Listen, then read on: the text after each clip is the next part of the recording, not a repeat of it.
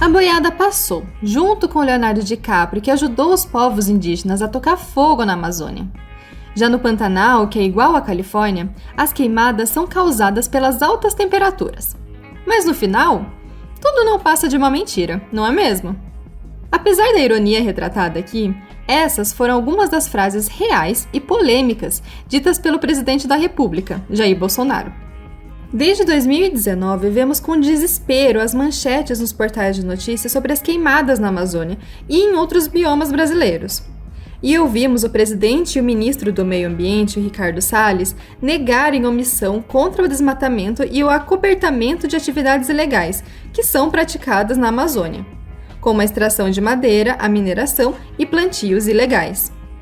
Durante a Cúpula do Clima de 2021, convocada pelo presidente dos Estados Unidos, Joe Biden, e realizada por videoconferência entre os dias 22 e 23 de abril, ouvimos, assim como todo mundo, o Bolsonaro dizer que, apesar das limitações orçamentárias do governo, ele havia determinado o fortalecimento dos órgãos ambientais, duplicando recursos destinados às ações de fiscalização para coibir o desmatamento ilegal.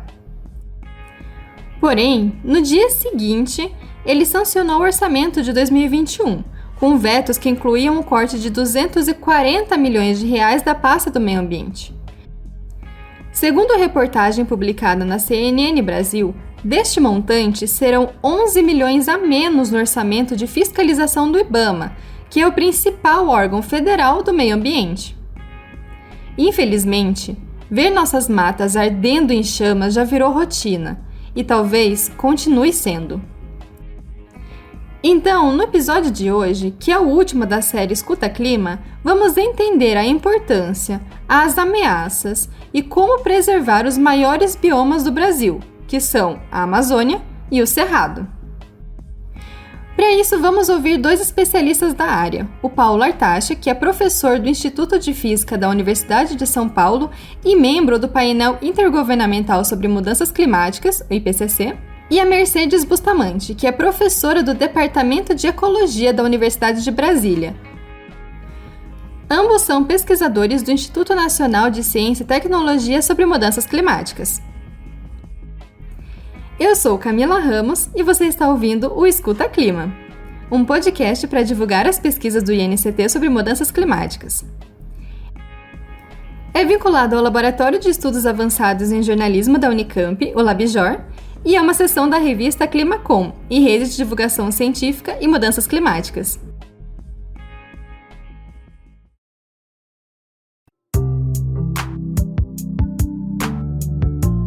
Você está ouvindo Escuta Clima.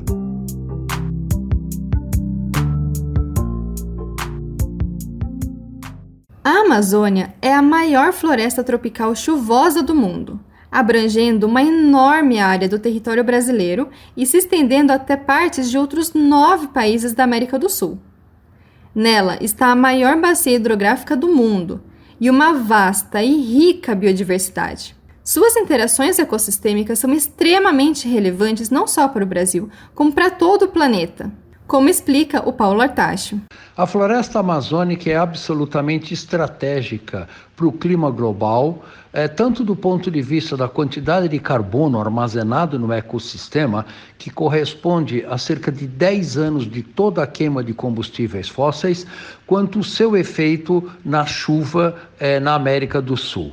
O que o Artachi quis dizer é que a Amazônia libera uma quantidade massiva de vapor de água, gerando nuvens de chuva que irrigam o centro-sul do Brasil. Além disso, as florestas em geral são grandes estoques de carbono, já que esse elemento químico fica armazenado nas árvores e nas raízes das plantas. Ou seja, a partir do momento em que o ser humano desmata e queima essas áreas, o carbono é liberado para a atmosfera na forma de gás e se torna um dos causadores do efeito estufa. Já falamos do aquecimento global causado por esses gases no primeiro episódio dessa série de podcast, que você encontra nessa mesma plataforma que nos ouve agora. Bom, esse aumento da temperatura age também contra a floresta que ainda não foi degradada. E é uma via de mão dupla, como explica o Artacho novamente. O bioma amazônico está sofrendo significativas perdas por causa do aquecimento global. A temperatura média na Amazônia já subiu 2 graus Celsius e é um ecossistema extremamente sensível a qualquer variação na temperatura e na precipitação.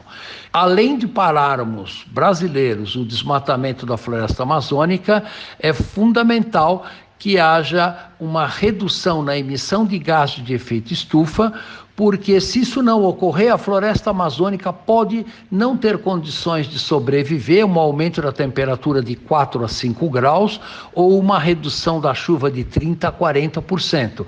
E, portanto, independente do que fizermos do ponto de vista de destruição da floresta, é possível que a floresta não sobreviva ao aquecimento global se mantivermos as emissões grandes que temos atualmente. Em outras palavras, o ser humano consegue causar danos duplicados na mesma floresta. E esses danos podem ser irreversíveis, já que o bioma amazônico é extremamente sensível e não consegue se regenerar rapidamente. Não podemos simplesmente replantar algumas árvores e pensar que todo o problema está resolvido. Não! O processo é muito mais complexo, como o Artacho comenta. O bioma amazônico é extremamente rico e não é possível, no curto e no médio prazo, recuperar esse bioma com a biodiversidade original que ele tinha depois dele ser desmatado ou destruído. Portanto, é melhor nós preservarmos esse bioma da melhor maneira possível, porque a riqueza da biodiversidade desse bioma é extraordinária e não pode ser reposta facilmente. Pode demorar centenas de anos para a biodiversidade atingir o mesmo nível de que ela tinha antes de ser destruída. Portanto, a melhor política pública é preservar a floresta amazônica o máximo possível, e explorando a sua biodiversidade de uma maneira sustentável. É importante salientar que a degradação da floresta amazônica acontece, majoritariamente, por atividades ilegais, ou seja, por invasões de terras públicas e de terras indígenas, que são protegidas pela Constituição. Bom, eram protegidas. Nos últimos anos, o governo do presidente Bolsonaro e do ministro do Meio Ambiente, Ricardo Salles, vem deixando a boiada passar ao aprovar diversas medidas, reformas institucionais, desestatizações e flexibilizações que permitiram o desmatamento na Amazônia e atividades ilegais em diversos biomas. Com isso, além dos ecossistemas, os povos tradicionais da região são severamente ameaçados e muitas vezes mortos por esses invasores interessados na extração de madeira, no garimpo e na agropecuária.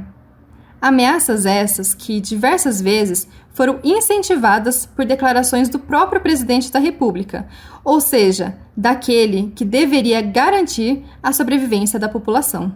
Então, obviamente, é importantíssimo que a sociedade brasileira acorde para as ilegalidades que estão ocorrendo na região amazônica, de tal maneira a fazer com que a lei seja cumprida também na região amazônica, protegendo a floresta, protegendo os povos indígenas e protegendo um patrimônio que pertence a todos os brasileiros. Existem diversas formas de explorar economicamente a região de forma sustentável, promovendo ao mesmo tempo a conservação do ecossistema.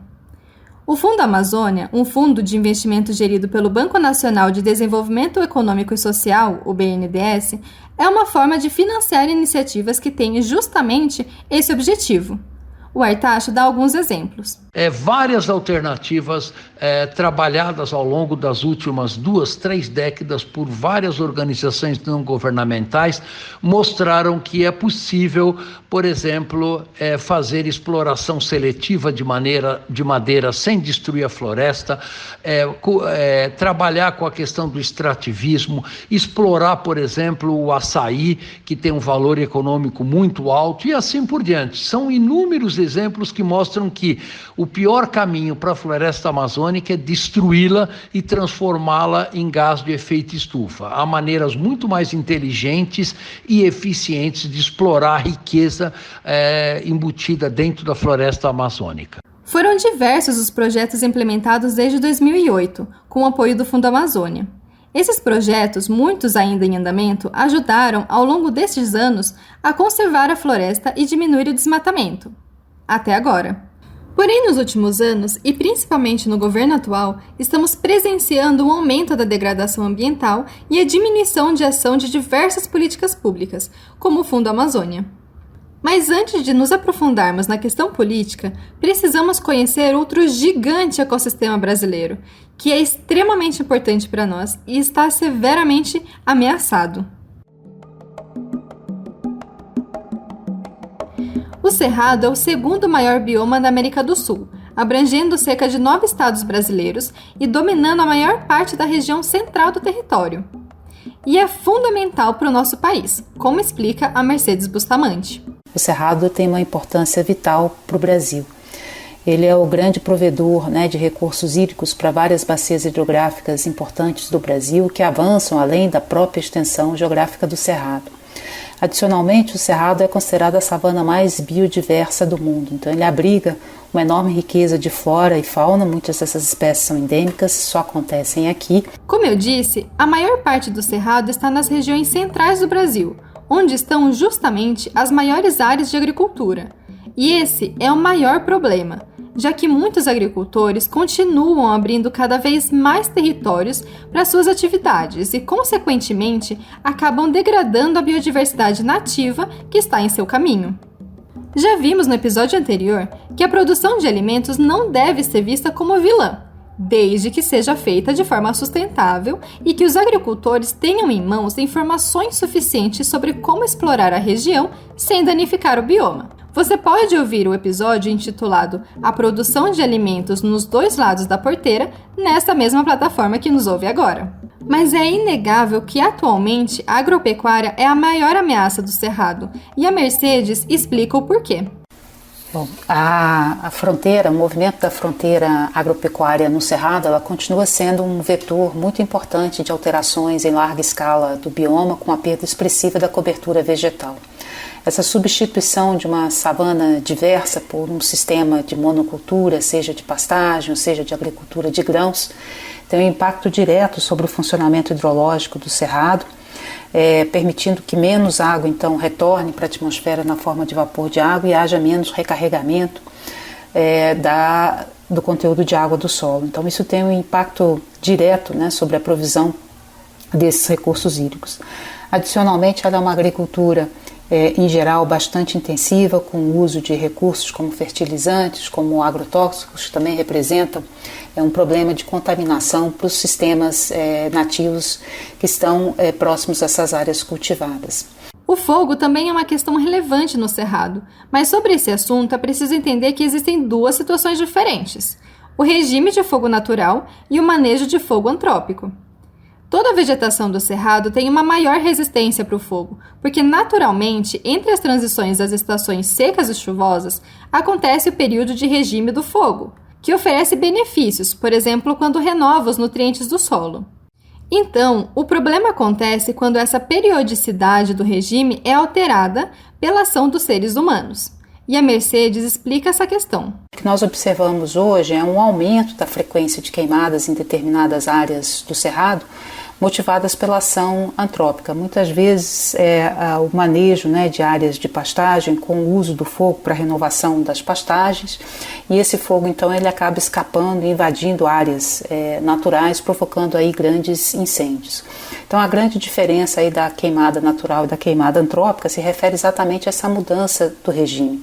Então, embora a vegetação ela tenha adaptações para responder à questão do fogo, tudo isso depende com que frequência e com que intensidade, qual é o intervalo que ocorre para que essa vegetação se recupere.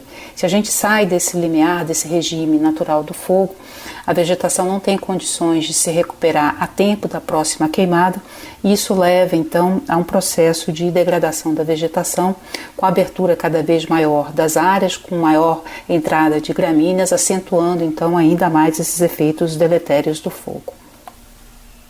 Além de tudo isso que a Mercedes falou, o problema se acentua no momento em que o fogo transforma as árvores, que são estoques de carbono, em gases de efeito estufa, da mesma forma que acontece na Amazônia, como já dissemos. Então, entendendo a necessidade de conservação, mas também percebendo a importância da região para a economia do Brasil e dos pequenos agricultores, é necessário pensar em soluções para o problema. E a Mercedes tem algumas. É importante a gente lembrar que o Cerrado, ao contrário da Amazônia, onde a maior parte das terras são públicas, a maior parte das terras se encontram na mão de proprietários privados. Então é muito importante que o sistema público tenha uma boa relação com o setor privado, no sentido de indicar que há o incentivo a práticas sustentáveis para a produção com uma redução do desmatamento. E ao mesmo tempo que haja uma fiscalização para que seja coibido o desmatamento ilegal do Cerrado. Ao mesmo tempo é importante que haja um entendimento também de como o fogo pode ser utilizado para manejo da biodiversidade no Cerrado sem provocar uma série de impactos negativos. Então uma gestão responsável do fogo, ela também demanda o conhecimento técnico de quais são os impactos ecológicos que um manejo equivocado do fogo pode trazer para o bioma cerrado. Outra alternativa para mitigar os problemas da região se encontra na sabedoria do povo tradicional. Afinal, o Cerrado abriga uma valiosa diversidade de comunidades indígenas, quilombolas, geraizeiros, entre outros. Esses povos tradicionais se desenvolveram tendo uma relação mais harmoniosa com as terras que habitam. Eles sabem explorar a região do Cerrado e manejar o fogo de forma mais sustentável, ao mesmo tempo que protegem seus recursos naturais, como a Mercedes comenta. Então elas têm um papel hoje muito importante, porque vários dos últimos grandes remanescentes de Cerrado se encontram exatamente nos territórios desses povos e comunidades tradicionais, e é muito importante que esses territórios sejam reconhecidos pelo poder público brasileiro, permitindo então que esses povos tenham o direito à manutenção dos seus meios tradicionais de vida. E da mesma forma, a sociedade brasileira ela só tem a ganhar com essa riqueza cultural, que também pode ser uma enorme fonte de soluções para os nossos problemas atuais. Isso que a Mercedes falou é muito interessante, já que as populações tradicionais são constantemente ameaçadas e até mesmo mortas por aqueles que invadem suas terras. Então, vamos entender a visão desses dois renomados pesquisadores que ouvimos hoje sobre a situação atual do Brasil.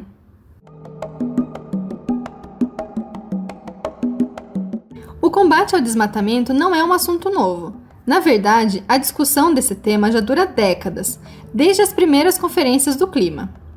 E nessas reuniões internacionais, mais especificamente o Acordo de Paris, o Brasil se comprometeu a zerar o desmatamento na Amazônia legal e reflorestar 12 milhões de hectares até 2030. O que hoje sabemos que essas metas estão longe de se tornarem verdade, como pudemos ver nesse episódio.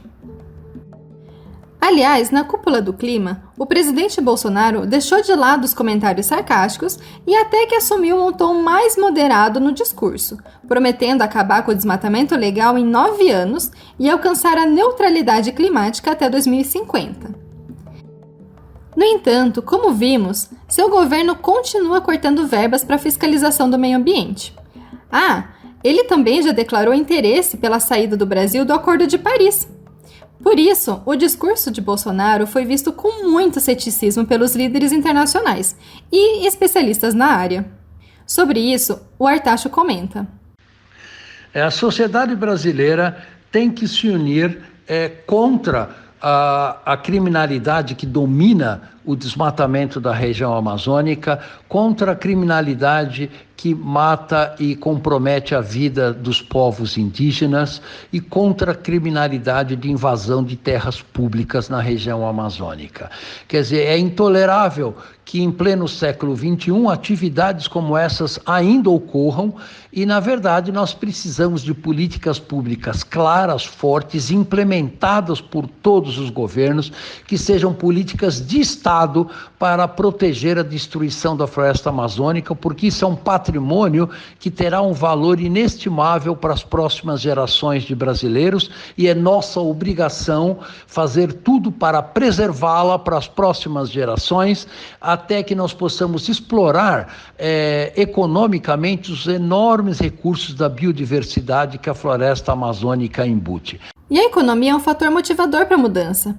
Afinal, não só nossa produção agropecuária será afetada com o aquecimento global, como as relações internacionais do Brasil serão comprometidas com o descaso do governo atual.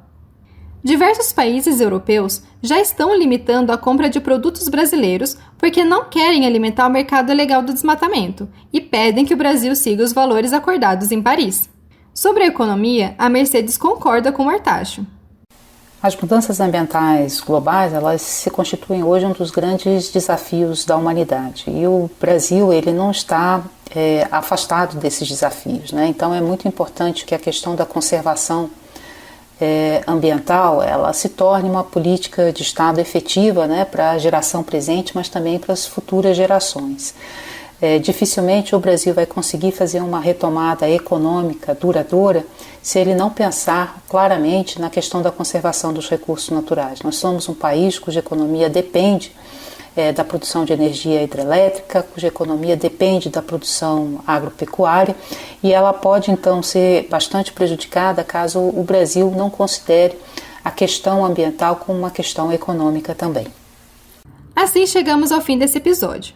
Mas antes, nós do Escuta Clima queremos deixar nosso apelo para a sociedade brasileira e para o poder público, que limitem a emissão de gases de efeito estufa e cuidem da nossa biodiversidade e população que estão na linha de frente das mudanças climáticas. Agradeço a todos os pesquisadores do INCT sobre mudanças climáticas que colaboraram com este projeto, e agradeço a você, ouvinte, por acompanhar a nossa série. Mas caso você tenha chegado agora, ouça os episódios anteriores, nessa mesma plataforma que você está nos ouvindo agora.